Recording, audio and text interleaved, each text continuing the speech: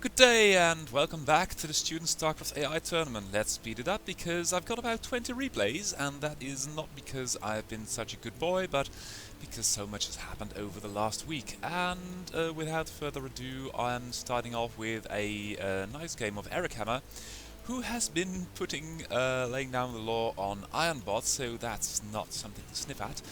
This time, however, he's faced with an opponent called bwapi, and bwapi is an interesting opponent as far as macro goes, because it's the most macro-heavy protospot at the moment. Going to be put a little bit under pressure by a couple of Zerglings, and of course there is one Zealot who's going to, well, die, supposedly. There it goes, and I don't know if this is going to be much of a macro game. If these Zerglings hit the worker lines, but the probes come off the line to help them defend. By now, one probe died, 2 Lings died, and there is 1 more Zealot. With these 4 damaged Lings, I don't know if anything is going to happen much harassment-wise. Zealot takes off another one, and as these 2 are badly damaged, I think these Zerglings do well to beat it. So, got a bit of a standoff between 1, 2 Zealots and 3 Zerglings. Of course, the Zealots will have that. And the Zerglings now hightail it back. More Zerglings are waiting here, and 1 Hydra, and now, of course, a Sunken is going to be morphed as well. And now these Zealots are going to beat their way back to their base. Of course, these 2 Zealots in the rear are not really catching up, so that's really something to work on, but oh dear, I crashed it again. Sorry! That was a bit of a mistake. Yeah. Sorry about that. It's in a crashing mood once again. So we had a bit of an attack coming by these valiant units of the Swarm. Now going to attack 3 Zealots and no other units, so I think the Hydras will have a chance if they start kiting.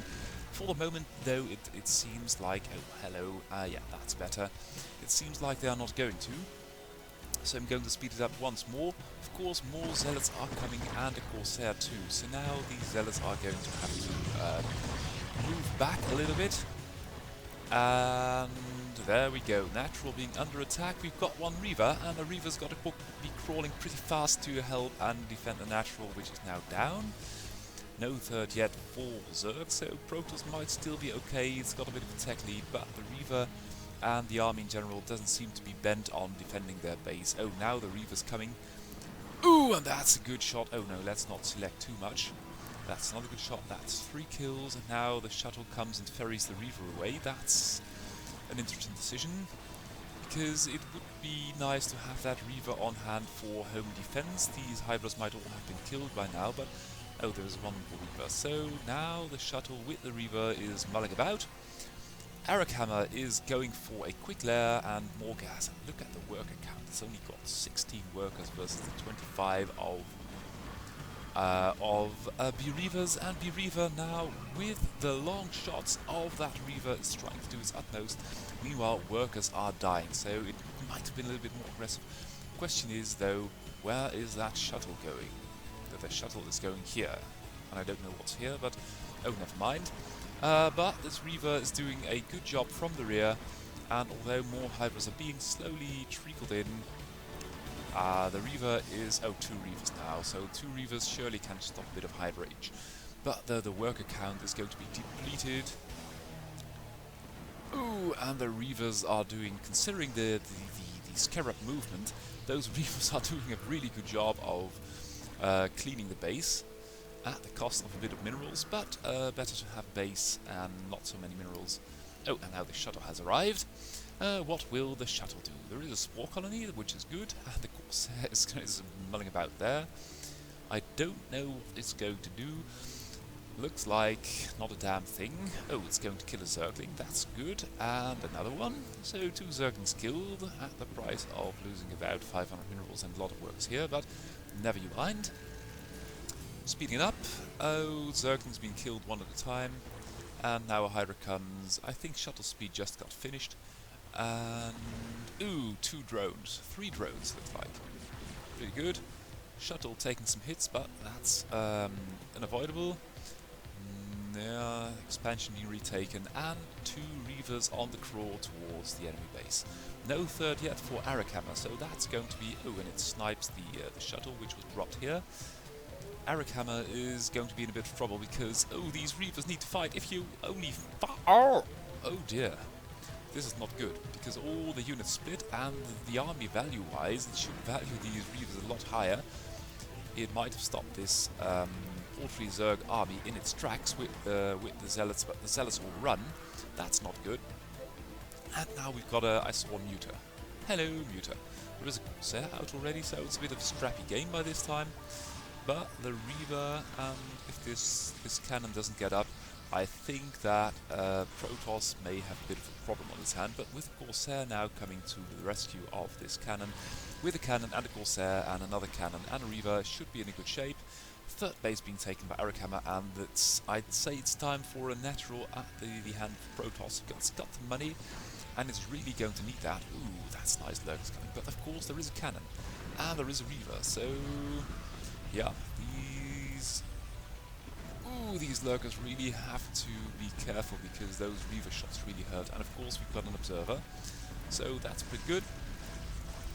And these Zealots are dying way too... Oh, and the Reaver is not really paying attention. That's unfortunate. And the Observer is... Oh, the unit movement leaves something to be desired. Reaver should... no, not really doing so. The Observer is fending off that one Muter, while the Reaver is dying here to one Lurker. That's stupid. Oh, and it just barely lives with only a sliver of HP left. But meanwhile, third of Zerg is operational, fourth has been taken, and I can't really see... Oh, the natural of Protoss finally has been taken, and there's one cannon doing really good work at the natural, so for the time being, I'd say it's kind of okay. Also, if you look at the supplies and the worker count, ooh, this is a bit of a weak spot. One cannon here might have done a world of good. Of course, there is a Corsair, which is also something of a world of good. But the fifth base being taken now, and the sixth for Zerg, so Arakhammer is taking a bit of a break while doing some harass with a nearly dead Reaver, and trying to switch to a new unit composition involving some kind of a hive tech. That's interesting, but Protoss now with 3 bases up, and here comes the High Templar, so for the time being doing pretty well actually. Zerg should be careful. Oh, and there goes Reaver, so that doesn't really work. Zealous being torn down, one Muter and one... Oh, well, it's not really the Battle of Britain, is it, at this moment? 2 Corsairs versus 1 Muter. I think the Corsairs have that, and this Overlord's going to fall prey as well, I suppose. But another base taken by a Zerg, and of course it's being hugged by this High Templar, but I don't think High Templars really do a lot of damage in hugging, so that's going to be an interesting thing to see. 2 cannons. I must say that the Reaver really knows how to put up a little temporary defense at the bases. This cannon here is doing a lot to fend off Muters. These cannons here prevent any kind of random run-bys. This base is sort of supported, defended against Muters. The big problem is 1, 2, 3, 4, 5, 6, 7, 8, 9 bases by Zerg. Well, this one is not really going to live long, I fear, but it's going to be nice. 9 bases. Ooh, and that Storm fully misses. But Protoss is getting a little bit of an army together. It's now 90 versus 100 army supply. The problem is going to appear when the hive composition is there with ultras, and look at all these bases. This base still hasn't been torn down, and the first ultras arrive at the mouth of the Protoss base. There are a couple of cannons, a couple of Reavers, and this...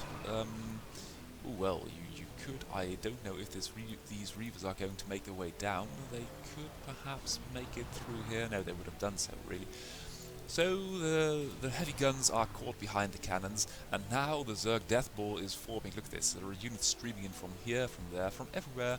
More Sunkens being built. Main is mining out, but that's not a big problem. But look at this this herd of cows. Oh dear. Ooh, and that is one of the ugliest, well, the best placed storm from a Protoss perspective. And the Reavers have made it down, so Protoss in a sort of good shape, because without the storms and without the Reavers, it would be up to its neck in a lot of trouble. This base has gotten up for Zerg, but I don't know if it's really safe to mine from there. And the Protoss army is taking a lot of damage from these random incursions by a single boom or a couple of Reaver shots. The odd storm here and there, and Arakhammer seems content not to take any more bases. Could do with a couple of more drones, although it's got 75 drones. A lot of them are here though, and there. The saturation at these bases here leaves much to be desired. And Sunken there taking care of High Templar, but the Mutas are out in force, and ooh dear, that cannon is getting pretty low. Must be careful for a storm, and they dodge the storm, they dodge 2 storms, and at the off chance of crashing the game by selecting them, I think I just managed. The Mutas storm dodging is excellent.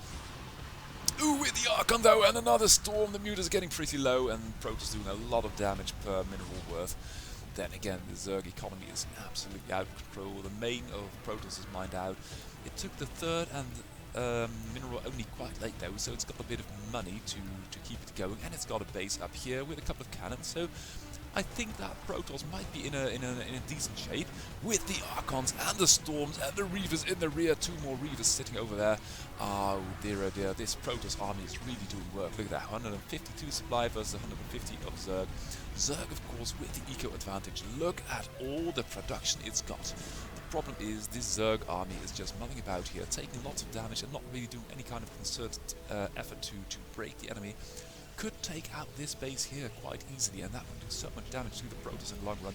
Protoss army though is moving out. There is one, there was one Guardian here, but with the Archon and the Reavers and the High Templar is almost the optimal. Oh, this one's going to die. Sure, it's going to die.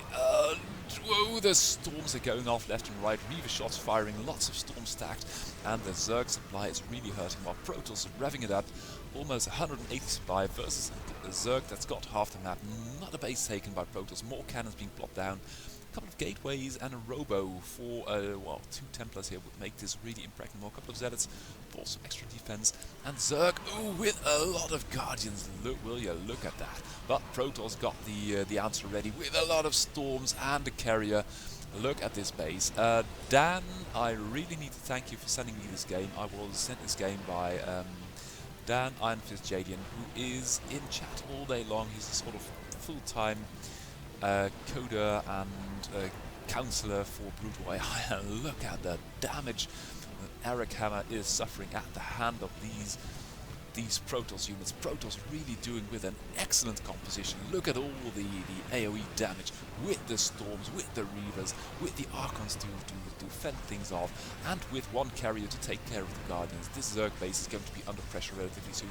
Look at this mass of High Templar and, of course, the Reavers. The Reaver Corps is going out of control, going insane, but Eric Hammer, it doesn't care. It's got the map, it's got the money, and as soon as this bundle of SUV drones moves out, it's going to have a lot of staying power. But bReaver really turning up the macro knob 1 bit, is going for 1 less base than Zerg, and this is the middle base, which is rather in the influence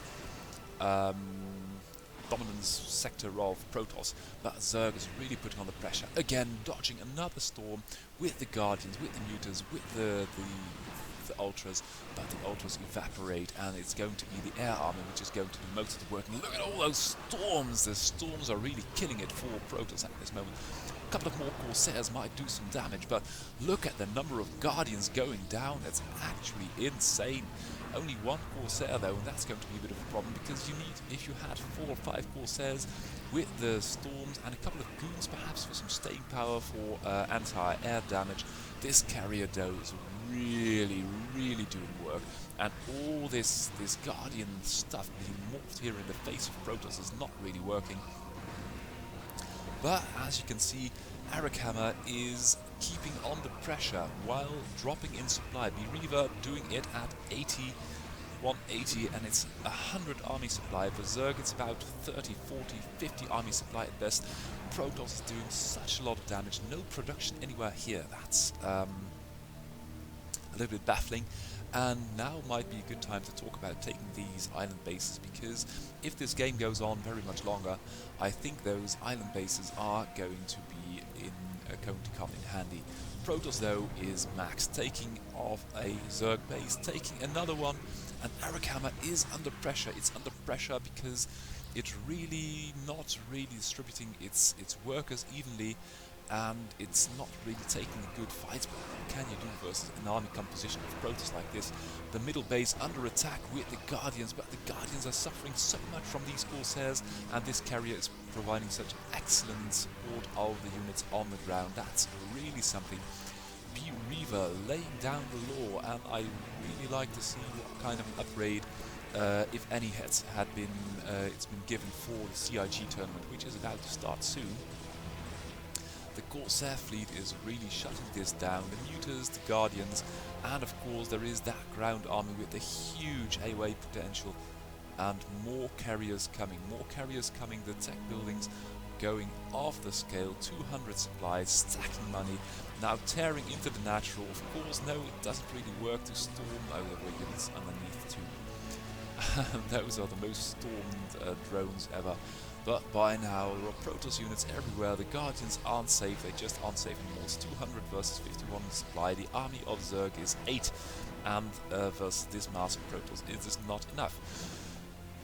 So that's that. Protoss taking this base, and no, that's just observers. So we almost came to a situation of attrition where it would have been nice to take these island maps, island expansions. But Reaver, what a slugfest. So that's the first game being taken by Reaver. Hopping into the next game, it's Purple Wave versus Johansson. And Purple Wave, of course, is the bot of Iron Fist Jalian, who has been in the chat channel of our Twitch stream for so long. It's really out of it's really well, thank you, Dan, for being always there and giving advice to all the new coders, old coders, and keeping me up to date on what's happening in Brutal Island. Now I haven't got the time to spend hours and hours each day to see what's going on. And Johansson is of course a random bot who is well, pretty good. If you see how it's doing versus these units, it's doing okay. It's keeping the base clean and now taking up to a sort of a bio mech composition. Pretty good. And Purple Wave going for, I think it's going to be Reaver Tech.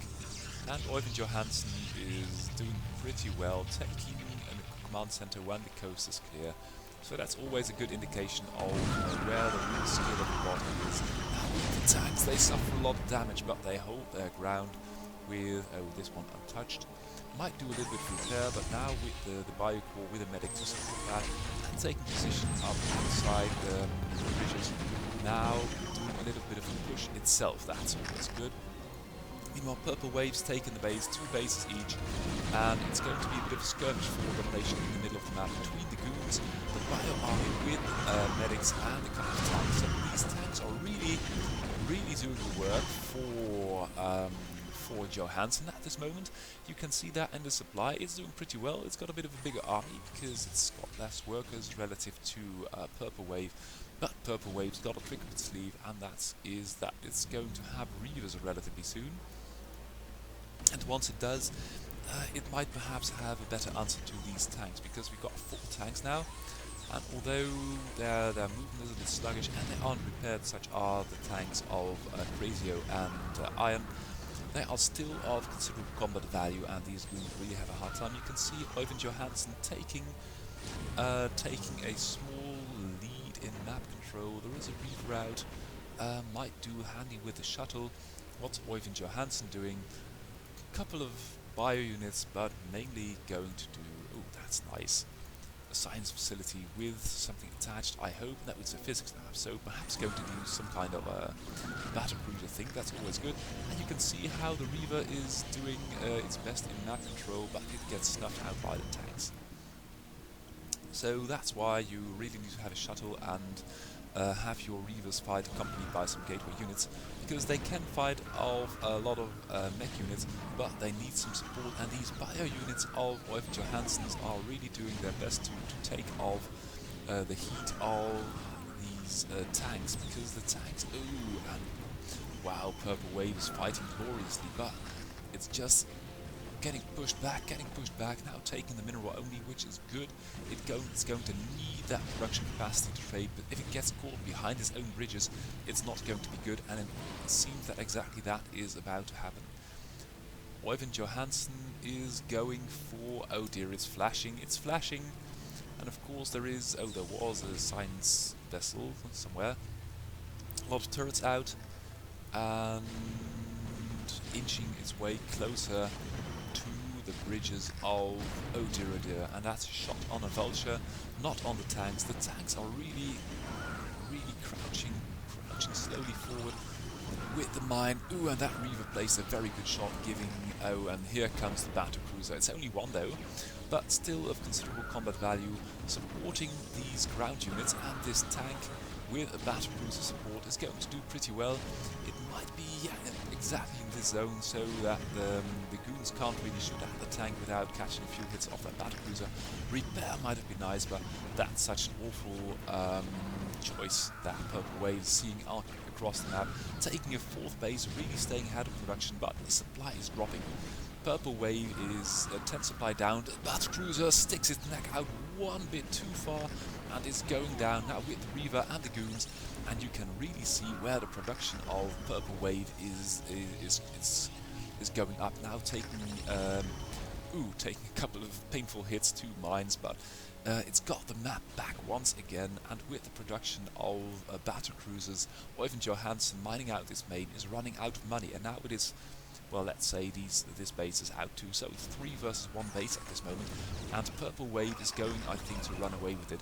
This battle cruiser is doing fine against Zealots, doing fine against goons, but this map area is now belongs to Purple Wave, and as soon as these goons hit the map, this battle cruiser will be in a bit of a problem, because there are no more tanks.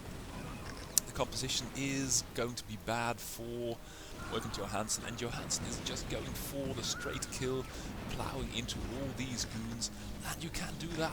Oh, that was a really, taking so much damage from mines. But this one battle cruiser can't do really much to all these goons, and the next wave of goons is popping up momentarily. Here they come. Look at all these gateways. Look at the forges spinning.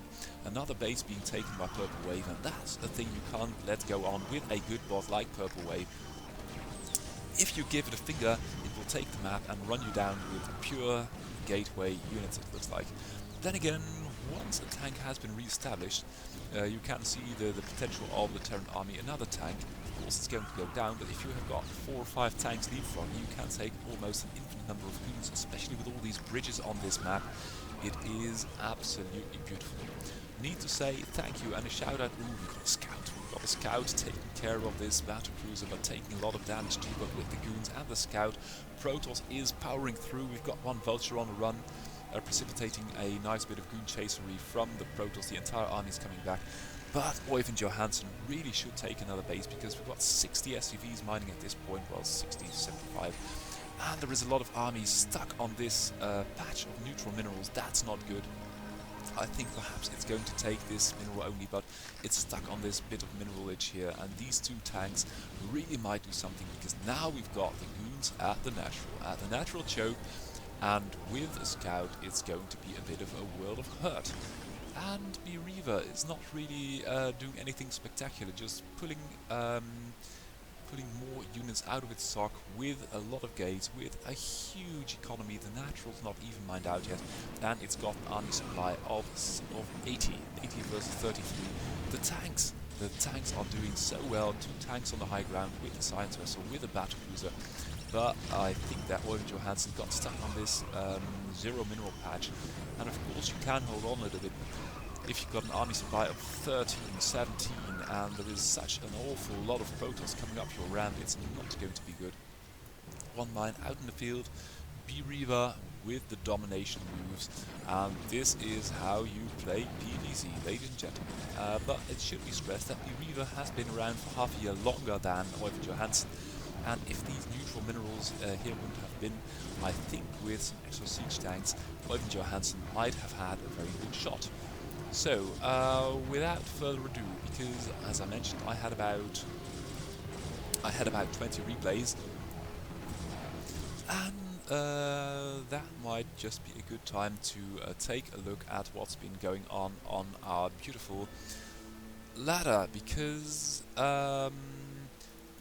if you look at what we have got, what we've seen this last week, we got a new bot. It's Andrei Kurdyumov. It's not starting at this moment, but it's a Steamhammer variant which messed up the config files of some kind. Arakhammer has been working very hard. TSC Mo's got a new build order, and the Terran, I'm going to show that later. It's awesome. Antiga has been updated, and LMAO is one of the students of the Technical University of Delft. Same goes for Jamet. These are about the two top teams from there, so we're going to see how they are going to do too. Zer has been updated once more. Adrian Mensing not starting, unfortunately, so couldn't see what he was doing. Mrave has been updated. Black Crow by Dukra has been updated. It's going to be a force of its own with a C- rating already. That's pretty good for a relative new bot. Goliath finally active and kicking ass. Crazio's been working hard too. Tyr, known as the Tyr Terran name, the bot by Simon Prince, is participating in CIG with a Protoss, and it's a sneak preview with only one build order on our beautiful ladder. So Simon, thank you very much for giving me the chance to show that. Sparks is on the move as well, and it's brilliant. Johansson's been working hard. Ifbot, another new bot which isn't starting for some reason. That's unfortunate, so it's been deactivated. So we've got 3 new bots which aren't starting, which just need a little bit of tweak in the config files, and they will be straight on top. Purple Wave been updated, Ironbot been updated. Ironbot is under attack because everyone has seen it as the perennial #1 for at least the last half year, and it is under attack, so it's going to be beautiful to see how that unfolds, because Igor Dimitrievich hasn't been on top for so long without a reason. He is so very clever, and he's sure to bounce back. Big Eye's been there. Lucas Moravec been updated. Zerkui, another bot which isn't really working, so it's been deactivated. Cheng Weiyang doing 4 pulls at the moment, but still so good, and all these players updating, and this is about the update barrier of the last couple of months. And I need to show you something, because the tech guys of our beautiful tournament, Michael Chachiki, Ironfist, Jadian and Crazio, have been working on the profile pages of these bots. This one of Arakhammer, and it says, well, the description based on Steamhammer, obscure worker fixes, storms and scarab dodging, and all things it's working on, the achievements, ELO rating, wins, losses, and the win rates over the last couple of years versus the top 3 bots, I think it is, and relative to other players. So you can see Ironbot, Crazio on top, then Microwave, then Arakhammer, and Arakhammer is overtaking Microwave at this point. Win rate by map, win rate by opponent. It's not really positive versus all these players, so that means it's got some work left to do with these 50 mutual games. So that's really beautiful to see. Oh dear, oh dear. Let's get back. Oh no, one more thing I wanted to show you. So this is the updates and the ELO rating. So the ELO rating at this moment is Ironbot with only a minor advantage over Crazio at this point. And that's really something, and that's mostly got to do with Arakhammer being so good. It's really evolved into an Ironbot killer, and of course a lot of games have been scheduled between Ironbot and Arakhammer, so Iron is dropping a bit. Crazio working very hard, and you can see Arakhammer is steadily climbing, because before it was with Ironbot, Crazio and the rest of the pack.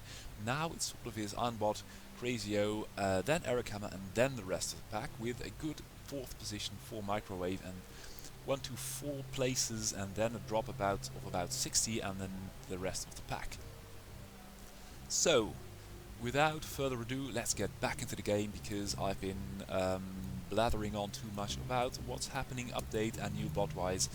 The main thing is that we've got beautiful games, and this one's between Lucas Moravec, who's also been working hard, and BFT Joe, who's also been working hard. So I think with the relative strengths of these both bots, it's going to be a great match. Speeding up the initial stages once again, because after this I've still got about 19 or somewhere between 15 and 20 games. A bit of a standoff between Lings and what are these called again?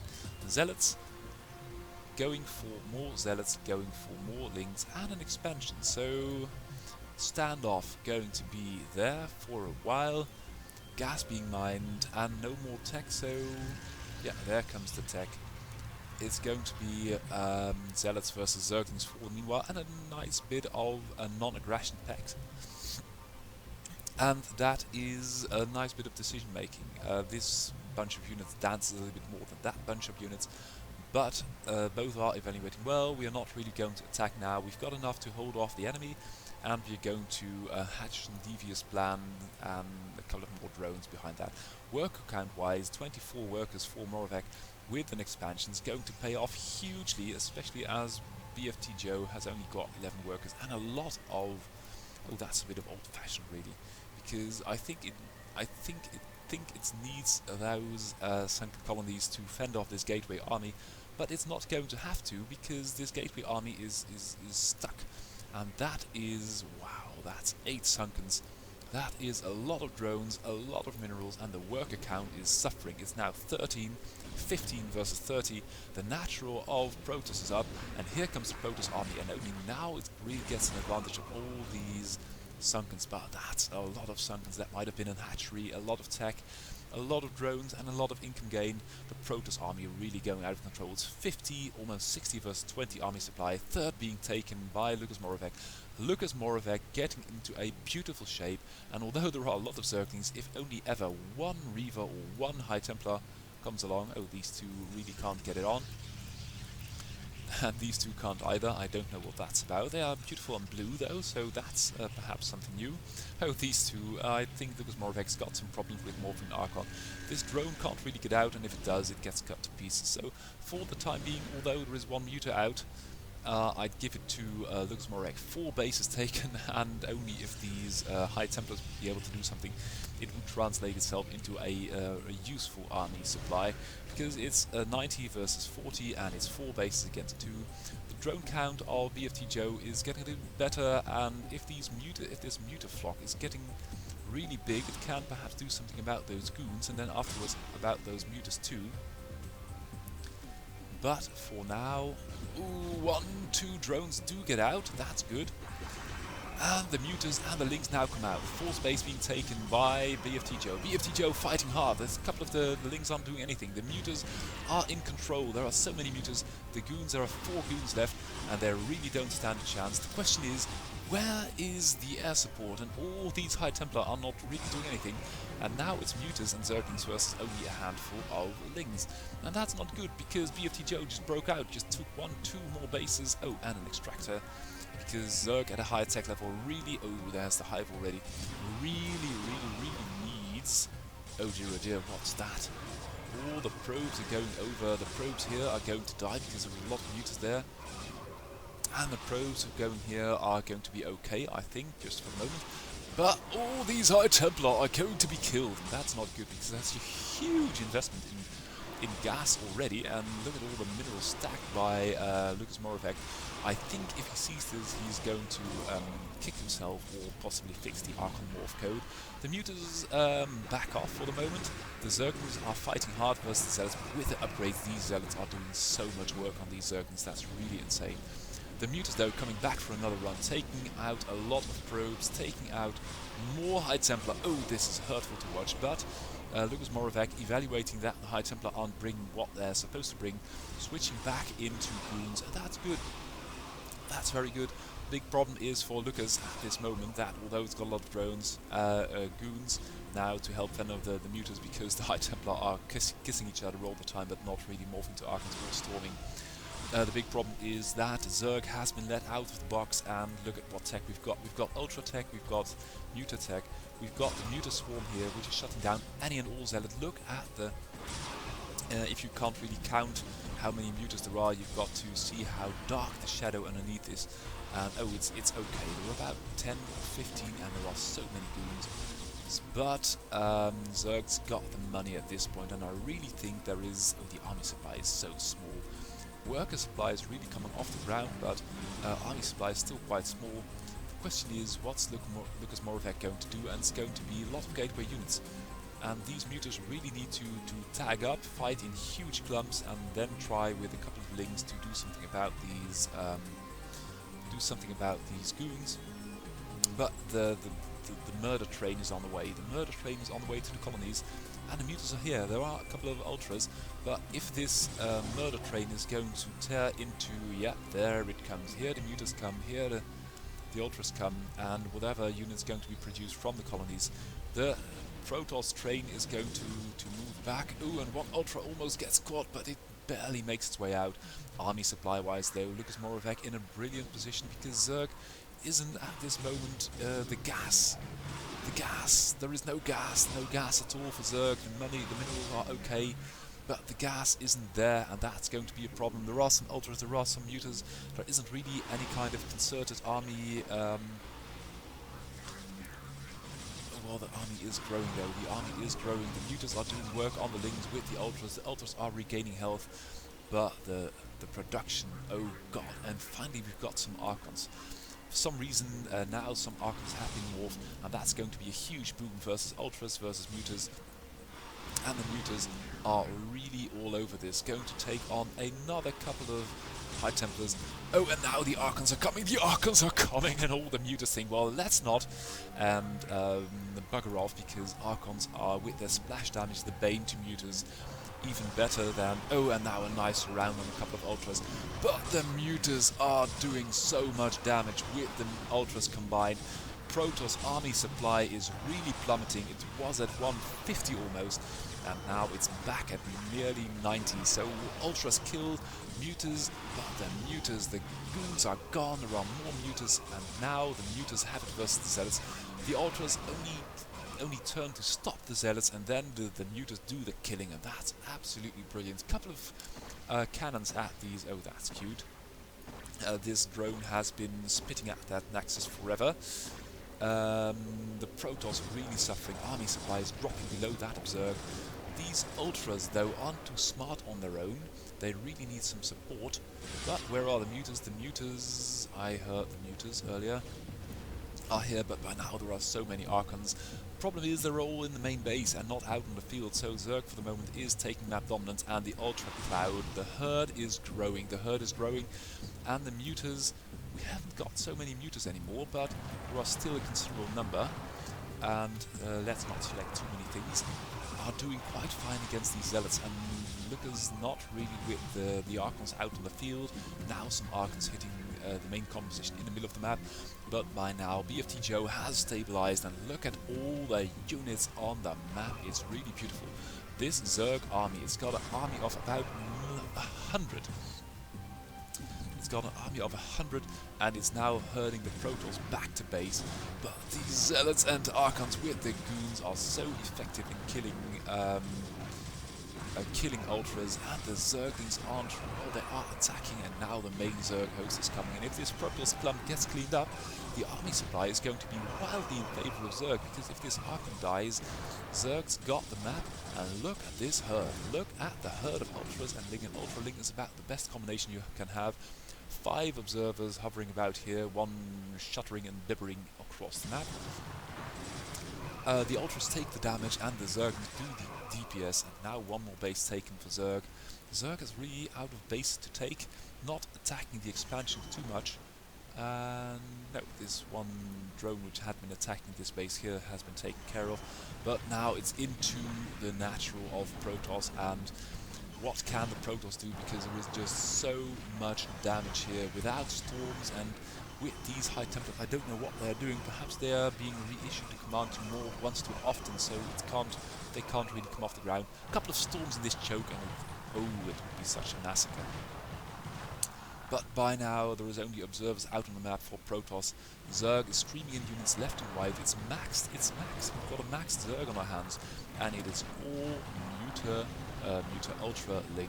Could be a little bit more Ling than Ultra, but if you see this army working its way through this Protoss base, it's absolutely beautiful. And that's the GG. Lucas Moravec leaves the base. Huge bang for BFT Joe. Very well fought, and that's the map. Okay, well, I had a bit of a program fixed in my mind, but just going to do the replays in the order I have got them on in my folder. It's TSC Mo Protoss versus Ironbot, and The reason I chose this, I don't know. Perhaps it was a really big replay, or perhaps I was suggested it by someone. But TSC Mo going for the new build, I think, and caught behind its own wall. Now, oh, that's Iron, by the way. Sorry, Iron caught behind its own wall. TSC Mo Protoss going for the usual gateway composition with Reavers, and Iron is not going to harass. That's really something. Iron, the most harassing bot of them all, is going to sit back, tech up, and do God knows what. So, let's go and find out. A couple of tanks in the natural, and now trying to take map dominance. But if you are trying to take map dominance and TSC Mo is out with scouts already, you're not really being quick about it. So, third base being taken for TSC Mo, and this goon shutting off that vulture. Yep, there it goes. A couple of vultures, but it's all versus scouts now, and there is a shuttle somewhere with a what's it called again? A Reaver in it, and more scouts. So without Goliath, I don't think Iron can do very much about that. And Iron, really feeling the heat from Crazio, from Eric, is trying to play more defensively, but that's very hard to do. Also, an added bonus is that you let the enemy macro its heart out if you haven't got map control. And slowly but surely, Iron is, well, I'm not saying is slumping, but it's trying to be a more complete bot, because you can't really, you've got 50 or 60 or 70 active bots on the server, and you can't really really bank on always being the most aggressive bot. You've always got to take care of the situation where you're going to defend. And now we've got 3 shuttles with Reavers. They are going to fly about. 4 bases taken by TSC Mo, and although Ironbot is taking care of this little bit of the map with a couple of mines and a glorious defensive position, TSC Mo is all over this. And let's, if you look at the minimap, there is stuff going on here, there is stuff going on there. We've got the shuttles here with a bit of a gateway army catching one Goliath. The Goliath is going to be attacked, and now these shuttles, 1, 2 shuttles with 3 shuttles with a scout. But this base is pretty impregnable by now, so that's good. And of course, if you drop on the high ground to try and attack these turrets, it's not going to work. Shuttle taking protective cover of this 2-pack of Reavers. No, the vultures can't get in because of single cannons being placed. The scouts doing their best to pester the vultures. TSC Mo now on 4 bases, 3 bases, because this base hasn't got a cannon, and you can see what a single vulture will do to your pro population.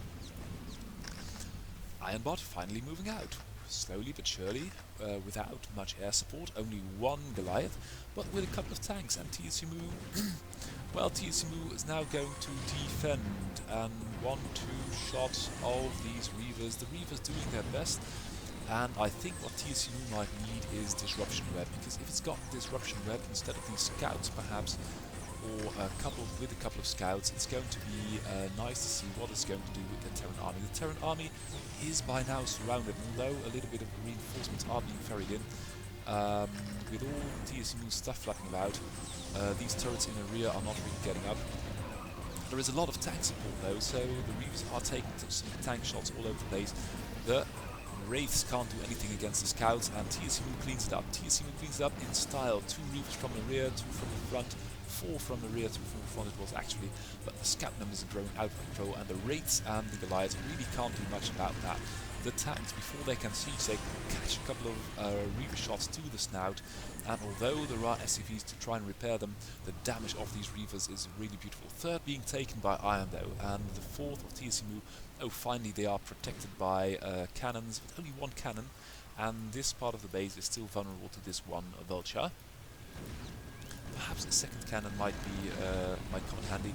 Again, the contain of Terran is being engaged by 4 Reavers, but ooh, there they go. So Terran base is free once more. Free once more to do what? Build more scouts. Build more. The scouts though are really messed up, and Iron is starting to get into its swing, harassing a bit. And TSC Mo can't really pester Iron much, so TSC Mo is going to be under siege once more with a couple of tanks, and more turrets are going to be built here. first tank is going to go down, second tank going to go down, and the third tank is going to go down as well, I suppose, with Dark Templars 2. TSC Mo really putting all the BM stops, all the unusual unit compositions going to be there. And oh dear, one more cannon might be a boon to it here, because it's losing minerals by the hundreds and thousands to a couple of vultures, which might have been prevented with one cannon. Unfortunate.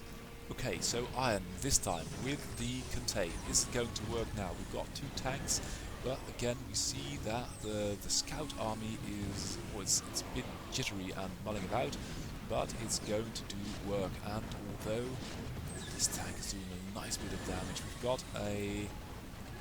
we've now got a blue a mind-controlled siege tank, and it's really doing work at this moment, helping out immensely. And TSC Mo Protoss really got crazy, because it's got code for siege tanks, sieging, unsieging, and that's how you play like a pro. Not only mind control unit, but also have code to use them defensively. Oh, now it's going to die. That's unfortunate.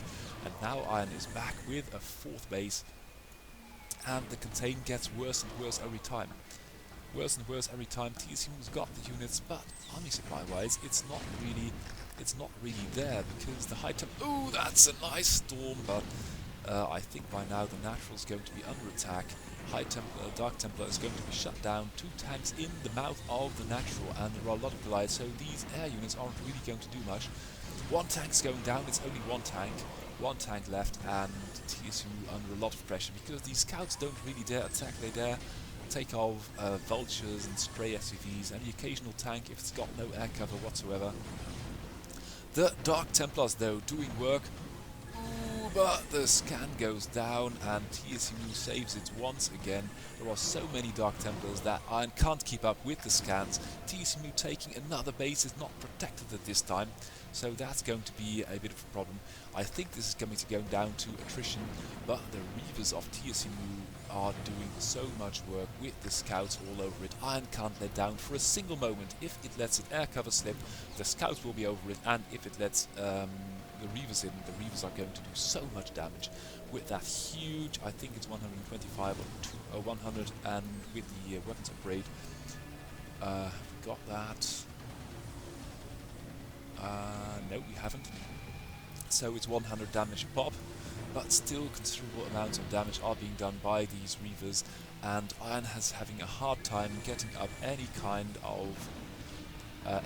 of control of this map. And now there is one more push coming.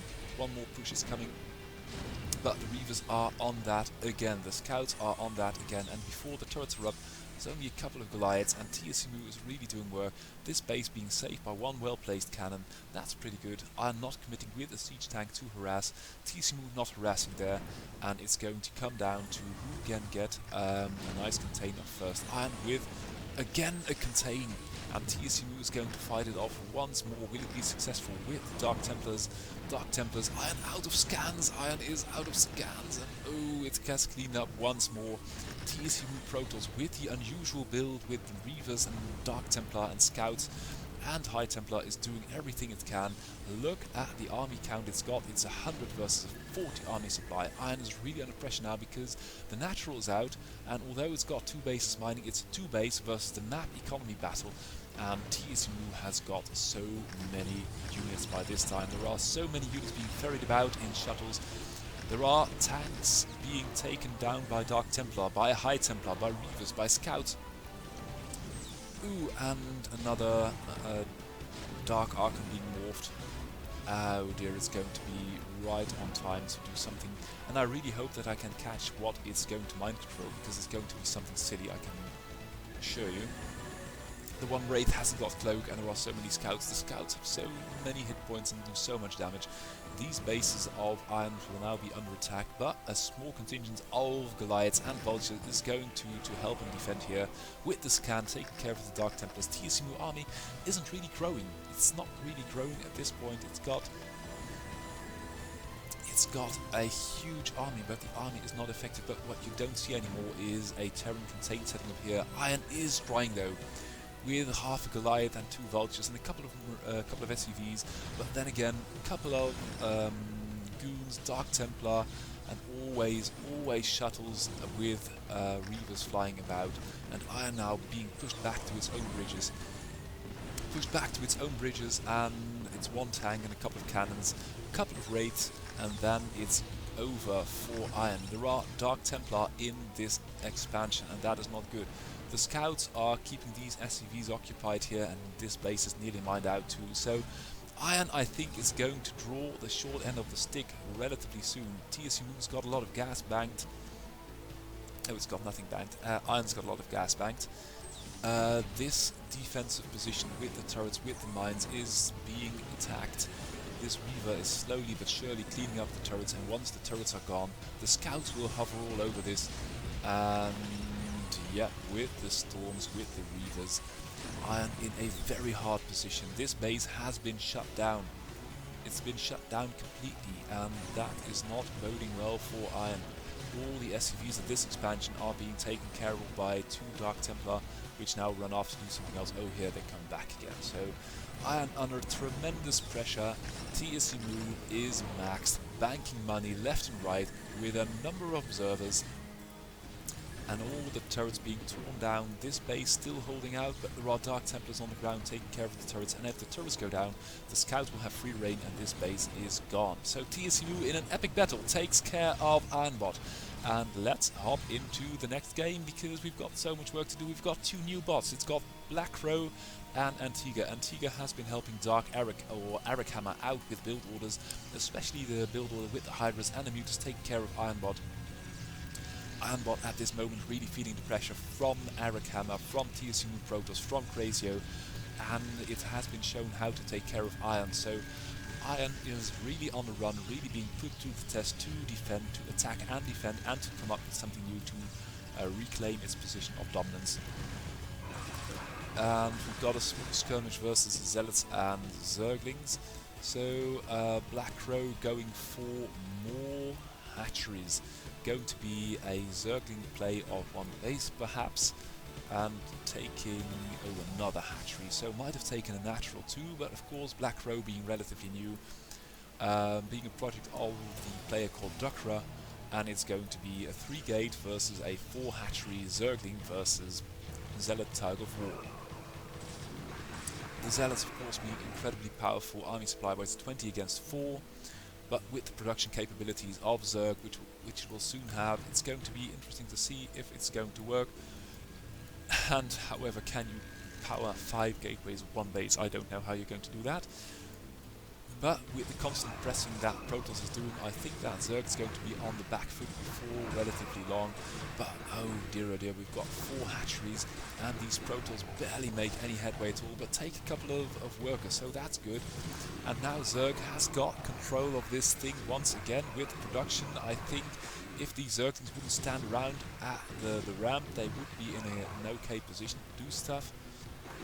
It's really hard to say how this is going to work out, but there is the expansion of Antiga. And Antiga, I think that's going to be a brilliant stroke, because although these Zerglings can hold off a... Wow, look at these Zerglings fight. These Zealots are so strong, but still the Zerglings do their best. They take down a lot of Zealots. And with the production, Zerg is holding its own. It's holding its own quite well, army supply-wise. It's doing okay. Yeah, there we go. You should really attack, because if you don't attack, you are going to be beat down, and you need to do something about this, because with an expansion up and gas being taken, so we'll have some kind of tech soon for Protoss. Zergling army is these Zerglings. I'd want them here, and I want them here now, but they are at the ramp, and these ones are blocking the other Zerglings trying to get out. That's not good. It's going to be a slaughterhouse, because although Zerg is catching up in worker count, started a, or that might have been only for speed, I don't know. The Zergling count is impressive. You can do a lot versus these runaway bands of Zerglings, Zealots. There are more Zealots to come, and if this is goon range, there are bound to be goons, so you can be kited. And now the Zergling battle is on. The Zergling battle is on, but these Lings should be here. These Lings should be here, but the Lings over here are fighting the good fight, taking on probes, taking on goons.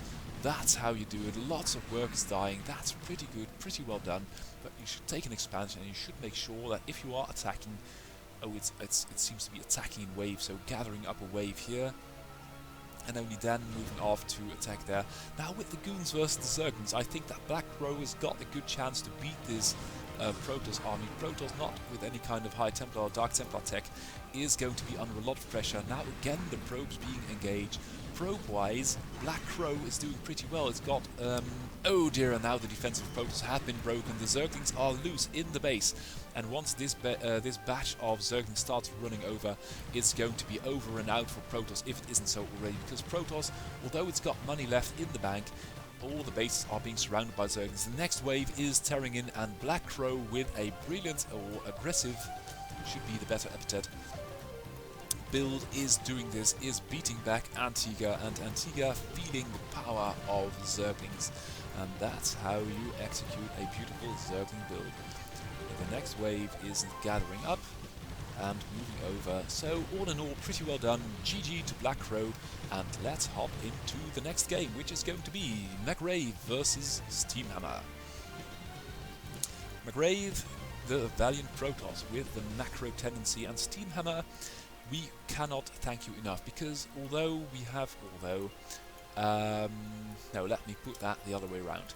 Dave Churchill, we cannot thank you enough for making University of Alberta bot, on which so many bots have been based, and now also Steamhammer, and Steamhammer is being used so much by other authors. Someone should really do a nice graph or a genealogy tree of University of Alberta and Steamhammer, because by now I've got the feeling that almost, oh, and these Zerglings are tearing through, but another cannon in the rear is keeping things real for Mrave. There are so many bots based on University of Alberta and Steamhammer. By now, I feel like it's almost half of the player pool that is being some kind of an adaptation of Steamhammer or University of Alberta, or a combination of both. So Dave Churchill, thank you so much for building University of Alberta bot, because it has been so influential, and still you are running the AWIDE tournament, which is brilliant as well. Now again, all these aggressive Zergling builds, and the Zergling builds, this one by Steamhammer has got a follow-up in a natural, so that's going to be good. One or two more cannons at the front might have been preferable for Protoss, but I think that with this cannon being placed so that it can actually protect this gap here, providing an extra bit of security for this cannon over here, I think it's brilliant, because it lures in so many Zerglings, and these Zerglings are going to be so dead. This cannon probably can reach just about here, killing some Zerglings there. But the natural now up for Steamhammer, and Steamhammer, what's it going to do? Going into a lair, and I think this is going to be Hydra Den, so perhaps some kind of a lurker play, and a third base. The Zealots, of course, shouldn't venture out, because there are so many Zerglings out. That's really imbalanced. A couple of Goons now with more gateways and more tech. So both players setting up for a nice mid-game play, but the Zerglings come running in. The Zerglings come running in, and the Protoss army is going to... Oh well, look at the defense. The defense is really cleverly set up. If this is by accident or by planning, I don't know, but I don't know why the Goons are in the mineral lines. Perhaps fearing some kind of a muter run by. Army-wise, Protoss is really forging ahead. 24 versus 10 army supply. Drone count of Zerg relatively low, but there is some kind of tech coming, and with the Hydras I think it might have a chance. Protoss army is moving out, Protoss army on the move, and that's very dangerous, because it's 34 versus 10 army supply, and although the Zerg is fighting hard, the rallies of Protoss are going to be a big problem. There are no Sunkets anywhere, and Zerg, although it's still building workers, might get its nose pushed in. I don't know if this creep colony will be in time. It's beautifully placed though, so if it's going to be more than can range here with a couple of Hydras and Zerglings, you could protect a lot of aggression here, but the Zealots are all over it, and it's got off only 5 hits. Now the Protoss with nice timing attack, an expansion behind this. The decision making of both players is absolutely on spot. Protoss, of course, drawing the longer end of the stick at this point. But that's very well done. Only if you are under pressure, build a Sunken, and then try to deal with units. This tech path is a hybrid. So both Hydras and Spire is not going to work well generally. Protoss all over this, and Mrave, what a monster it is with the macro, and the macro decisions are absolutely on point. Pushing, taking a third behind that, meanwhile maintaining a good, fair-sized army, and that's something you should always do. Also as a Zerg player, never let slip off your macro, and if you are going to harass, fine, but if you are going to harass, also try and keep up a decent standing army. If not, you are going to suffer horribly. And that's the GG. So I thought, well, let's have another Mrave game, because Mrave is such a beautiful piece of coding. We saw it play versus Terran, we saw it play versus Zerg, and now we are seeing it play versus Protoss. It's Mrave as the brown Protoss, it's a Megabot as the blue Protoss, and Megabot is really an integration, I think, of Skynet and Aya and something else. It's evaluating which build orders work best versus which other bot, and the question is, does it have a build order which will suit to fight of Mrave? You can see it's always heavy on the army supply, going for some kind of Reaver tech, it looks like, at the cost of an early expansion. Mrave, however, is going to macro its ass off, going for a Robotech with the expansion and with the Reaver Tech 2, while Megabot is going for an Observer first and only then Reaver Tech. But, oh dear, that's unfortunately placed. Megabot going to push out, trying to nip Mrave in the butt before anything can come of it. There is a Reaver though, so if that Reaver can make its way across, and that's unfortunate, because if these units pull back, these units pull back as well. What you'd really like to see is these units, while they were here, pulling back, and these units moving up to the front. Now the Reaver is reaching the front, but it is not firing. It should be firing, and now it is firing, but a lot of damage is being done by these units, and it's a good thing that Megabot isn't following up, because the army supply is wildly in favor of, was wildly in favor of Megabot. This Reaver is, oh my god, is doing work. And Megabot only now starting the expansion, and now you are in a crappy position, because you lost a Reaver, you lost an army, and your expansion is not up.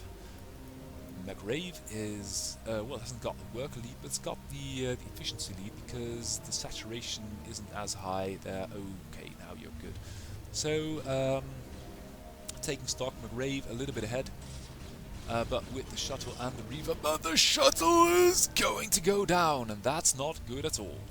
That's really careless, because now you've evened things up once more while you were in the lead, and that's something that players need to be more aware of, that if you've got a Reaver in a shuttle, you can use it in direct engagement. You can also try to land it here, kill 10 probes, move over to here, kill 10 more probes, and then you've got the game. You've got the game won, so it's not only a decision of attacking versus defending, it's also a decision of where to attack. Take on the enemy's army point blank, or try to do some eco-harass. The third base of Megabots gets shut down brutally, and Mrave seems to be in a fine shape, because the army supply of Megabots is gone. It's 3 versus 30. And now it's going to be Mrave versus a bunch of probes, and I don't think that's going to be, well, it's a nice sight to behold. 2 Reavers in a shuttle, natural nexus going down. Mrave thinks, hey, I'm ahead, let's get more ahead. Take another base, and that's the game. So Mrave really being a beast. About another beast, we had Simon Prince as the Terran, and of course we had Microwave. Microwave, I haven't seen much of Microwave, so I thought, well, let's have a game of Microwave. It's a very good Zerg, so let's see how good it still is in these times of many updates a week. And of course the big surprise was Tyr by Simon Prince fighting in CIG, and I was told that he activated his bot with only one build order working on, oh dear, there we go, and looks like Zergling aggression. The cannon is up in time, but there are a lot of links coming, and there is no unit to... Oh, but the Zerglings are going for... Oh dear, that is very sad. These Zerglings, they are going for the gateway, and this one cannon can do so much. This Zealot is going to chase the Scout. Yep, I think it is. And one more cannon might come in handy, even because the next Zerg you are going to encounter is not going to be so nice as to attack the gateway. All in all, I must say I like this build order by Tier Protoss. It's got some well-placed pylons to gain a lot of vision. Forge expansion, also pretty good, but then it needs to spend this money on something. And perhaps another cannon might come in handy. Microwave going for, and that's really something which the more frequently updated Zergs have really gotten on top on, is when to build Sunkens, because there hasn't been a Protoss units in here since the start of the game, and still you build 2 Sunkens, which is 2 drones, 150 minerals for the creep, and another 100 for the morphed Sunken. That's a lot of money, which could have been spent in another base. Now going for more and more Zerglings. I think I like that one cannon, but I would have liked 1 or 2 more. And I can't really imagine why Microwave is so blindly flying into that or attacking all these hit points. If that cannon might have been taken down, this game would have been over by now, but Tyr being given a chance to build more gateways. We've got 1, 2, this is going to be a 3rd gateway. And another pylon perhaps. Oh, and now attacking once more, but still going after that gateway, and I can't really understand why. And instead of we've got a spire. Yeah, still the gateway being assaulted. That's I can't understand it. And with the in-base mineral only, Tyr is setting itself up to be in a brilliant position. More and more, and I think that's a bit old-fashioned. We've got 1 muter, and it's going to take that. Oh, we've got 2 now. But it's going to take those 2 muters a while to chew down these muters. Then again, there are enough Sunken, so why bother? But I think as a Zerg you might take more expansions in favour of more Sunkens. This one Sunken though doesn't get hurt the least bit, and now we're going to find out how Tier Protoss is going to deal with muters. Send out 2 or 3 Zealots, which is not going to work. What kind of tech will we be seeing behind this gateway push? And the tech we are going to be seeing is all the gateway units being fenced in because the wall-off is too good. Nothing coming in and nothing going out except a couple of Zealots through here. The goons can't get out, and if we are going to see any kind of more sophisticated units, I think only High Templars are going to get out, and of course the units which can fly coming from this starport. This is going to be another piece of tech, I'm sure. Oh, no, that's a pylon. And Microwave is being helped into the saddle because Tier Protoss blocked itself in, and that's unfortunate. The Zerg army is slowly but surely growing, but it's still at half the army supply of Protoss. And the thing is, with the Zerg fixation on this gateway, if it tears down the gateway, all these units can get out. Ooh, and look at that! The Protoss is click spamming commands here, and these goons and zealots are moving out through. Oh dear, through here. And now there is a substantial Protoss presence on the map once again. There are muters, there are Zerglings, and I think that Protoss didn't really do itself a service with this, because the muters are going to tear down these couple of goons, and once the lings are coming in to help, these goons are cat food, and cat food of course can't help you fight. Tyr running out of space in the main map, and that's a pity. Because now the units are still stuck, only trickling out one at a time. And Zerg mopping them up 1 by 1, taking the mineral only, and no more tech. So it's going to be a lot of units from Zerg, and this fight is going to spiral out of control in Zerg's favour. The tech buildings are outside of the Protoss base, i.e. vulnerable, and oh dear, the mineral only is vulnerable too, and no one is coming to defend it. That's unfortunate. I've been saying that too often, but I think I like the Protoss build order. Oh, and now let's fixate on that. Microwave really has some prioritizing issues, because going for that gateway earlier, now going for the Nexus, all the while your muters are being shot down, it's not really working. But going for more and more Zerglings. We see Queen's Nest, so perhaps we might see a Hive 2 with Hive Tech.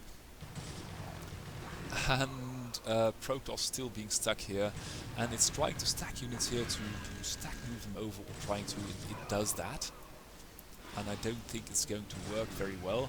The occasional Zealot popping out is promptly cleaned up by these Zerglings, and look at the, I need to show you this because there are so many mutas. The shadow here, it's really like the battle of the Spartans versus the Persians, and where the Persians are, where they allegedly said we have so many archers, our arrows will blot out the sun, and the Spartans, the Lacedaemonians, they said, well, perhaps then we'll fight in the shade, which also was referenced in that horrible film 300. But you've, well, you've probably all seen that if you are a... Oh, and look at the damage, geez. Ooh, that is... This Zealot suffered the third bounce, and it lost half of its shield. That's really something. Couple of Zealots moving out, and Tyr is nearly maxed, but all the units are stuck. The main is mined out. The natural's getting low.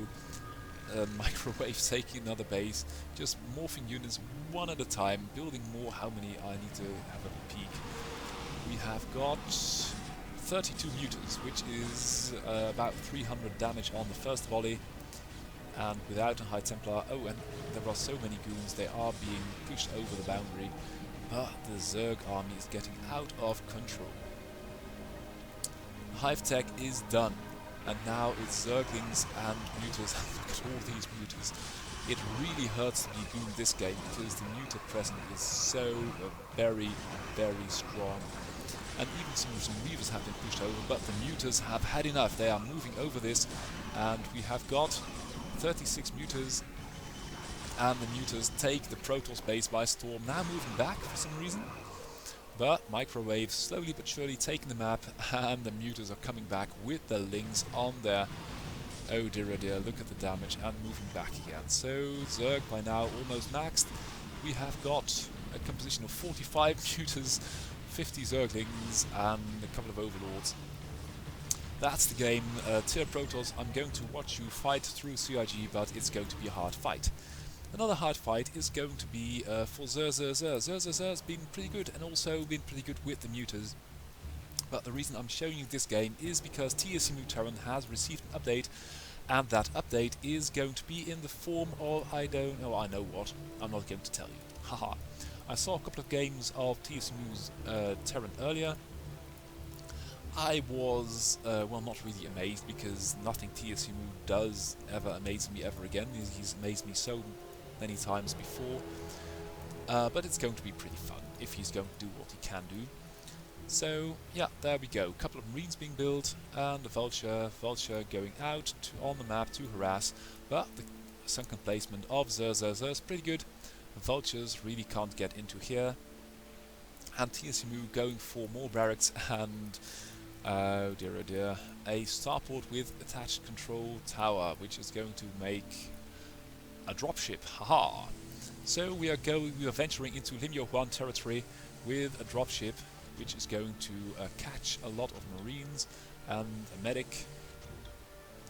And then you are in trouble, because I don't really know where he's going to drop, but it's also always going to be funny. And we've got, oh well, that's not really the best position, is it? And yeah, that didn't work. Dropping in full view of the enemy is not the best solution, but another dropship now picking up Firebats 2.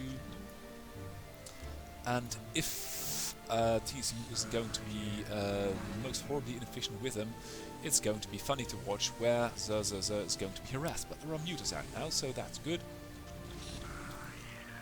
And there is stimming and dropshipping going on all over the place.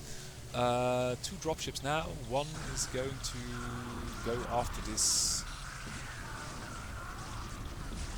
position, killing the lurker, not killing the lurker, or killing the lurker, I don't know, and an expansion. So I think that's always a good decision. The big question is, when will we see the money drop of a lot of Marines in a very good position? This dropship has gotten off on a tangent, and this dropship has gotten off to here, and it's trying to drop right in the middle of the sunken field, which is not good. Has it got a... oh, hasn't got a scanner. So that's unfortunate. The mutas are doing work because they are so tightly grouped, but taking a lot of damage from the Marines too. The thing is that TSC Mo hasn't got a... oh, it's got a scanner now, and it hasn't got a scanner there. So a couple of dropships, 1, 2, have we got more? 2 dropships. And the turrets are nearly done. The Marines with Stim, the mutas are not sufficient in number. And we've got a monstrosity of a game on our hands, because Zerzer is trying to do this off 2 base mutas. TSC Mo with the insufficient dropship movement, dropship going down. Oh, that was a bit quick. A couple of vultures and a couple of stray Marines in the middle of the map being shot to pieces by this ever-growing cloud of mutas. And that's not how you do it, because if you let your bio army get off piecemeal like this, the mutas will do this to your main base, and that's not good. Marines trying to fight for what they're worth, and worth quite a bit, but the muta cloud is too dense and too strong, and taking down all the turrets in the main, in the natural. The natural is now gone. The Marines are all gone too. And Zerzer taking an expansion while he's ahead. TSC Mo's gotten a third up as well, but the main looks like this. The worker count of TSC Mo is gone. So a nice try to do some dropship play, but you need to make it a little bit more coherent instead of dropping things on lurkers or on in the middle of sunken fields. And if you're playing a good enemy like Zerzer, he's going to do this to your base. So GG, and now something completely different. We've got Martin Royakers, who won multiple tournaments, ours as well as CIG, or AWIDE, I don't know. I really haven't got that on my fingertips. And we've got Jamet, which is a bot from the TU Delft. And the reason I chose this is because Martin went there himself in person, the author of Literbot. Played a couple of these players, and this is which I haven't got replays from. That's unfortunate. But this, I think, is the best bot of Delft at the moment, and playing the bot of Martin Royakers himself. So, yep, there we go. What have we got? We've got a 2-gate and a couple of zealots moving over. By this time, though, Royakers has got almost the first tank out, and the Marines as well, so that's not really going to work, especially not with the siege tank up. Nice turret placement, any kind of DTing going on here. Perhaps if it's snuck in here to help this depot, it might work, but that's a hard thing to do for a bot. With 2 tanks and more gateways, gas being taken by Jamet. But Martin Royakers laying down the law with the tanks. Ooh, that was pretty good. With the expansion, so it's a worker advantage for Terran and an army advantage as well, especially considering the tech level of these Terrans, because it's tanks and a bunker now versus a couple of zealots, and the zealots of course are doing their level best, but perhaps I shouldn't have picked such a strong opponent as Martin Royakers. One thing I could complain about is these tanks being unsieged, and every time a unit comes in they siege, which will allow the unit to reach them, and they do splash on themselves and their friendly units. If you would have just 10 tanks siege here, they could blast down any number of zealots, but instead they like to mull about in the mineral line for some reason, and it's a good thing that in Root War the SCVs can sort of fly and pass through stuff when they are mining, otherwise no mining would ever have been done at all. Oh, and Jamet going for 1 carrier.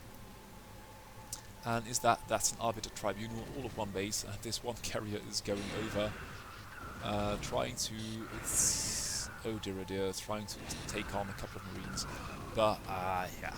Okay, so Jamet unfortunately got beaten down by Martin. Perhaps should have taken another base. Martin expanding, that's always good to see, because you really need to expand in the modern game. And we've got another new bot. It's Goliath, and playing Terran. Had some problems starting up, not starting the game, crashing the game, and this was a very big replay versus Marine Hell, and Marine Hell is, well, trying to live up to its name, making a lot of Marines. And here we go. We've got 1, 2, 3, 4, 10 Marines, 3, 4 barracks, 5 barracks, 6 barracks, all of 1 base, and this is a hellish number of Marines. On the other end of the map we've got Marines with medics, but if you've got so many Marines and the medics are doing stupid things like that, your Marine with medic composition won't help you one damn. But here we go. Well, they fight surprisingly efficiently well. And now with the tanks, Goliath is going to be okay for a little bit. But the next wave of Marines is preparing and filtering out, oh dear, And on the high ground this is painful, not even siege, but these two Marines at the ramp are blocking the entrance of the Marines up the ramp.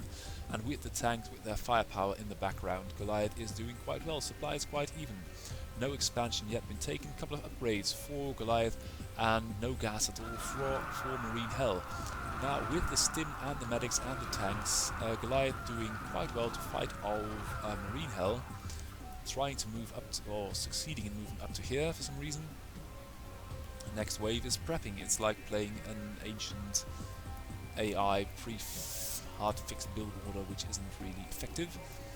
And Goliath is not really attacking either, so that's interesting. And when the next wave hits, oh, that's unfortunate. Marine Hell has moved mined out.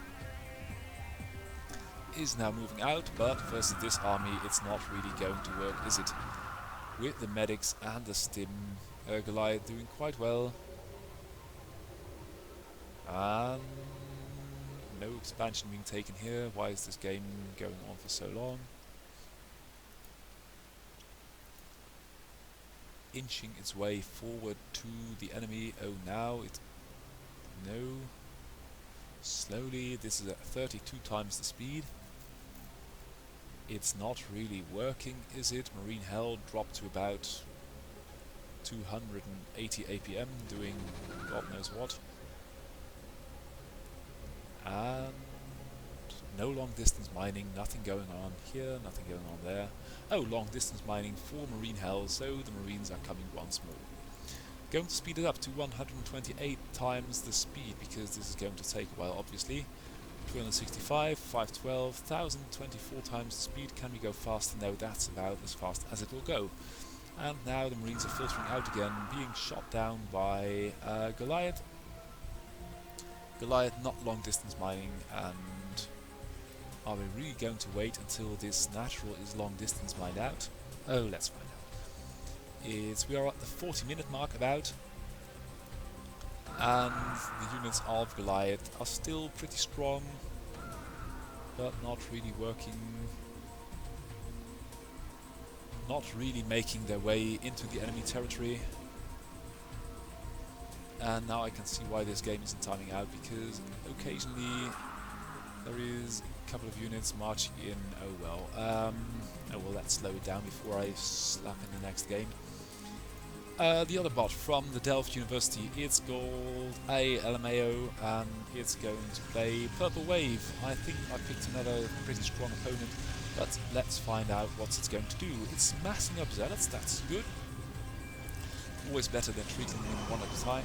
And they are beating back the first wave of Purple Waves, so that's pretty well done. First fight going to LMAO. But laughing my ass off is only trying to do this of 2 gateways, and it's got a lot of money banked. Now not even producing units anymore, I think, because it's reached 24 zealots. I don't know what that's about. And Purple Wave, of course, with the Reavers, is rolling right in. Oh, taking this base, well, that's pretty BM. And then getting stuck on the ramp. All the while, Mayo is not really doing anything. And now rolling over, dying. Oh, sorry. But these were the 2 top bots from Delft University, and they need a little bit of work still. That's the GG, Purple Wave being too strong. And here we go. We've got Crazio versus Ironbot, and by the size of this replay, it's going to be a long game. So Crazio's been updating, Ironbot's been updating. Ironbot being under a lot of pressure. Crazio claiming the #1 spot momentarily, because so many games have been played by Ironbot versus Arakama. Arakama, of course, taking down Ironbot. Oh, and the vultures of Ironbots are in the base of Crazio. That's not good. But with the Wraith, I think Crazio is just going to bring it back, giving a small advantage to Ironbot, and Ironbot's got the expansion up already. So, first blow in this battle going to Crazio. Now with the the Wraiths up, but the Wraiths should have been over here killing workers. And they are not, they are over here chasing vultures which they cannot catch. Only now going for the expansion. Crazio is going to be in a hard fight, especially with all these units of irons across the bridges. And what these Rage Wraiths should do is fly around here, chase these units into the cannons as a sort of surround movement. They're only trying to attack from their own origin into pushing them back, well, they should be guiding them in. And now we've got a Goliath as well, and soon there will be turrets too and tanks, because Ironbots has been mining from the natural for a bit longer. And you can see Iron at 71 supply, Crazio at nearly 60, so Ironbot about 15 supply up, and the worker lead is there too. Crazio stuck at its base. And what's interesting in this Terran matchup is that there are so few tanks. Crazio's got 2 and a couple of Wraiths, Ironbot's got none, a couple of Goliaths and Vultures, and no turrets at all. And the nice addition is that Iron almost to send a couple of medics to heal up the SCVs repairing the mech units. Iron going for another base, Crazio contained pretty well with another turret, so for the time being Crazio is going to be under pressure. The good thing for Crazio is that Ironbot's only now coming with the tanks, and Crazio can defend pretty well. Must really repair that tank, otherwise it would lose too much, but Iron is really growing out of control, taking more bases, setting up the contain, and Crazio under a lot of pressure. And this is a familiar sight, Iron pushing, Crazio defending, Crazio doing all of this off 2 bases while Iron's slowly but surely taking the map, and Crazio can't really get out. You can see here these tanks are pushing in inch by inch, centimeter by centimeter, and Iron just containing 200 versus 30 supply, 130 supply. Crazio not getting out at all, Iron spending a couple of units here, a couple of units there. At the bridges, nothing much is happening. And this really calls for some kind of a breakout strategy, whether it be battle cruisers or nukes or a brilliant push out, because here is no vision at all. You could just fly out here, hit something there. It's all just pushing forward, pushing backward, and we've got a huge melee of tanks here in the center, and Ironbot is just containing this like a champ. Crazio is fighting very good, of 0 bases at this moment, and still got 166 supply, almost losing nothing. That's impressive. While Iron is stacking up a huge bank, 20k minerals and 2k gas, while taking more and more bases, all bases except this one being taken by Ironbot. Crazio, Crazio lost 1 supply there, that's interesting. But as things are, it's a bit of a standoff, and now playing this at 64 times the speed.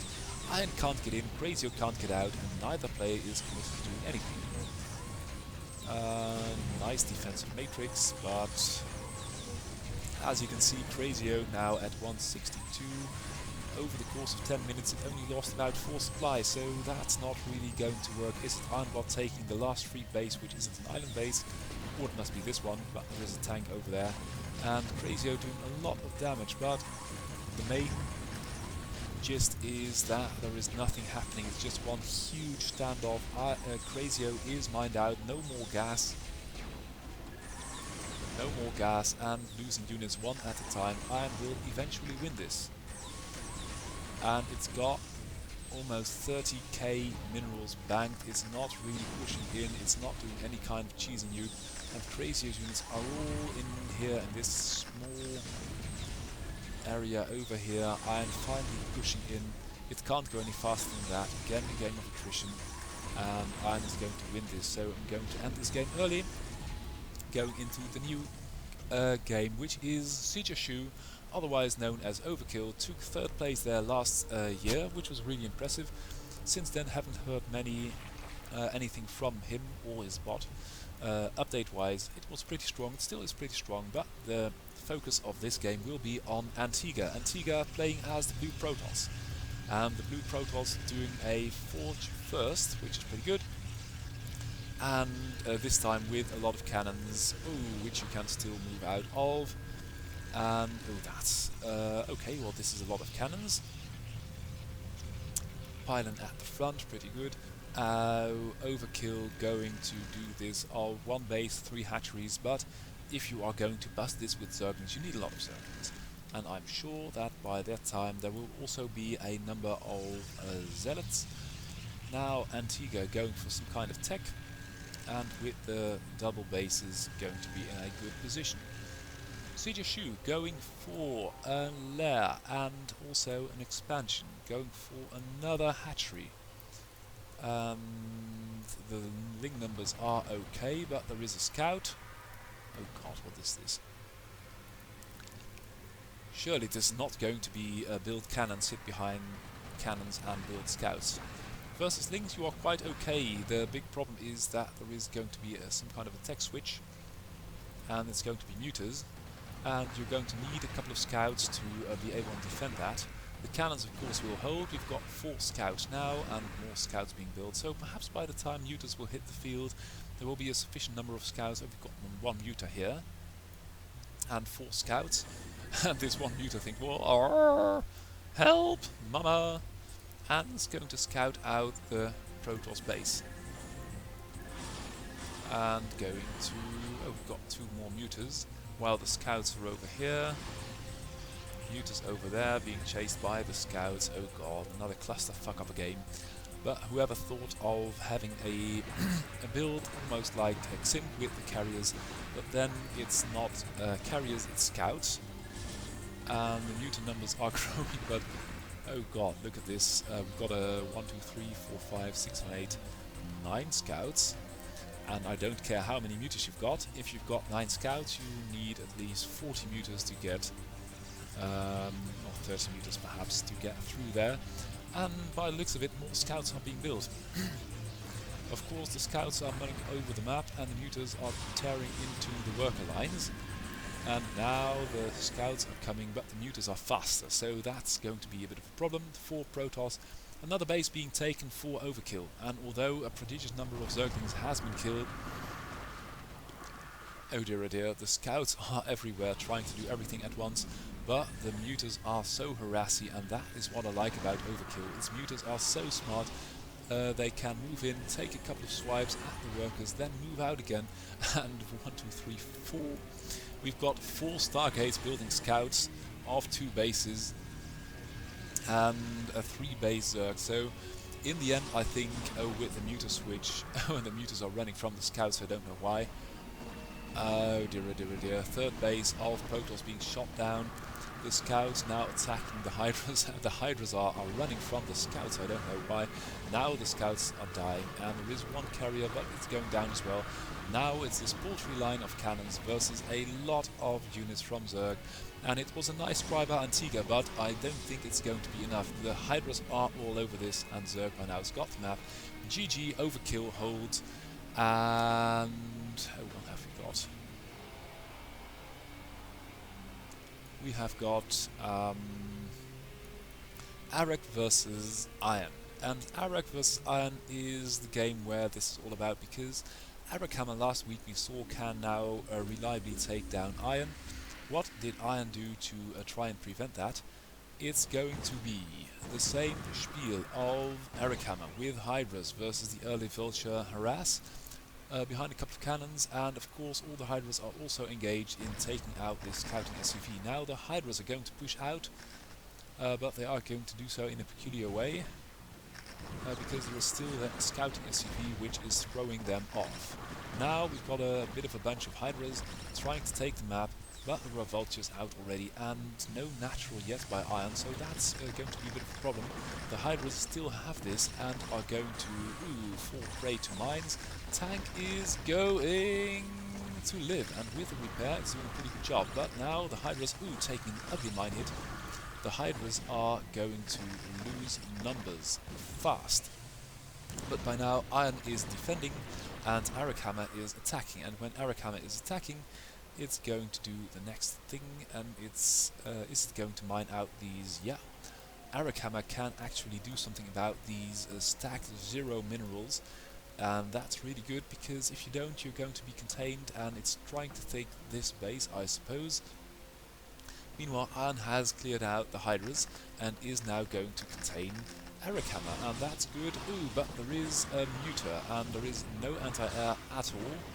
And the Mutas are coming in exactly the right time. We saw that earlier. Build Hydras to fend off the harass of the Vultures, then build Mutas. Mutas take care of the tanks, and if you've got a flock of Mutas, just fly over and kill. But Hammer now has got the natural up. And if it's got the natural up, it also builds a lot of turrets there. So I think, although the harass of Iron isn't really coming off the ground, with the natural up, it is in a good position, but the third base being taken by Hammer, and I like this. These bots have gotten so adaptive. Ooh, and a lot of damage done by these turrets. The Mutas still over-engaging the SUVs, taking so much damage. The Hydras are coming, of course, and we really could have done with 1 or 2 tanks, because tanks and turrets are really good versus Hydras and Mutas. But there are only Vultures, and I don't know why that is. But we are going to see what's going to happen next. Third base up for Hammer. Couple of Mutas, couple of Hydras, and this game is devolving into a bit of a scrappy play. I think though that the worker count of Iron is going to pay off, because the natural is up and secure. There are some Vultures here, and although there is a nice sunken here projecting a lot of control over this area, if you've got one here, you have control of this entire region, and you are not so prone of your workers getting harassed. Now with a Queen too, but Iron slowly but surely getting some Mutas up, and the some Goliaths up. The Muta count isn't that high that they can contest these Goliaths. Now, Iron coming back with some tanks to try and do something about that. No workers here, so I think that Hammer isn't really considering this safe, or has forgotten for some reason to build workers, and now it's contained again, because the Mutant numbers are okay. Well, they're okay, they're pretty good, and they're taking care of all the Terran units trying to contain it. A couple of Goliaths out there, and a Wraith out there. Iron with a 2 base, nothing mining here, and I think that perhaps it's hard to see who is going to come out ahead, because Iron can't really get up a tank contained here, but the Goliath numbers are increasing so much, and all the SUVs repairing. The Mutas can't really get anything done, and the Mutas are losing members one at a time, and now we've got a tank, and the tank is going to siege, and that's going to be the encroachment that Iron needs and wants so much. Or not. I don't know. Iron not taking another base either, so hard to see what's going on here. But this cloud of Terran units is going to be impregnable. And although there are many Mutas, I think once you reach a certain point in Goliath numbers, it's not going to work anymore. 2 workers mining here, finally, for Hammer. And Iron is refusing to siege down this one sunken. This one sunken doing so much work, I don't know what that's about. Iron not taking another base, not even a mineral only, trying to do this off 1 base, because, oh, now the tanks are sieging, and there you go. The Death Ball, the Terran Death Ball is on the roll, and Hammer is fleeing for its life, and its life will be taken regardless, because the main is mined out, the natural's gone, and this base is being attacked as well. Iron still pushing back, still fighting, building turrets for good measure in the main of Hammer, going after this poor little base, and that is the game. Iron fighting hard and taking back what is his. And this game I got suggested, it's TSC Mo versus Johansson. Johansson, of course, random, and this game playing as a Terran, and a Terran it is. It's going for a depot first, then a barracks, all very close together, perhaps fearing some kind of Zergling tactics, while TSC Mo is going for an early expansion with a spawning pool, another barracks for Johansson, a couple of marines, and the game is afoot. TSC Mo transferring a couple of workers, going for the gas, speeding up just a little bit. Okay, perfectly placed sunken, wouldn't expect anything less from TSC Mo, the veteran of brutal that he has become by this time, and this sunken doing a lot of work. Johansson going for a couple of vultures as well, and marine medic. This might be this might be actually pretty good, because Marines and Medics, if you've got a nice number of them, can hold off any number of Hydra Zergling. TSC going for Hydras, which is surprising. He likes to go with Zergling so much, but with Fire Bats and Vultures and Medics and Marines, with the constant influx of units from these bases here, or even going for an expansion, that's pretty good, because you can't let the Zerg get up 3 while you're rolling up 1. Or even Johansson's really impressing me at this moment, because he's really balancing well the pressure versus the defense, and it's nice to have just a nice standing army out here. Even if you are not doing anything with it, you can prevent TSC Mo from swarming across the map, which it likes to do so much. TSC Mo going for a Queen's Nest, and I think that's going to be a hive, I don't know, not really sure. Got a third up, which is good, which you as a Terran might harass a little bit more. Vulture dying, and we've got a Queen out now. So, as you can see, with the Queens, TSC Mo is growing restless, morphing some Lurkers. And at this point, as a Terran, you've got to be really careful. You've got to push and pull, siege, and do a little bit of damage. Because if you let TSC Mo loose on the map for too long, we all know what that means. It means huge choreographic displays on the minimap with huge amounts of units. And oh god, it looks like there is no scan coming from Oyvind Johansson, and that's unfortunate. It's now building scanners, but not before the entire main army has been wrecked. And these Lurkers have really done a number on these poor Terran units, and now TSC Mo is out of the box. We've got 2 Marines for Johansson out here, but although TSC Mo is not really doing anything about that, there is 1 drone and it has got 2 Marine kills. There is a Vulture out there still, but I think, oh, with a Nidus Canal, that's so pro. It's 4 versus 2 bases, and Johansson is blocking its own ramp. Nope, there it goes. They're building some units, but they're not moving out now, and a lot of Marines standing about. I don't know what that's good for, perhaps something of a bug. TSC Mo with the Nidus Canals, with the Queens, with the Lurkers, taking its time, sitting back, mulling about the map just a little bit, letting in this SCV for God knows what reason. There is 1 Wraith killing an Overlord and a drone with the Vulture too, and the Lurkers aren't doing anything about that. Not even that Hydra is not doing anything either, giving Johansson a bit of a chance to get back into the game. And I think this game by now has been bugging out. Oh, that's unfortunate, because I can't really imagine TSC Mo not doing anything about that Wraith. And a lot of money in the bank. No, the worker numbers are severely depleted. Oh dear, that's just sad. I think this replay bugged out. Oh dear, and Johansson too, not doing anything. Oh, sorry guys. Replay bugged out on me, and I'm not really going to load. I'm just going into the next game.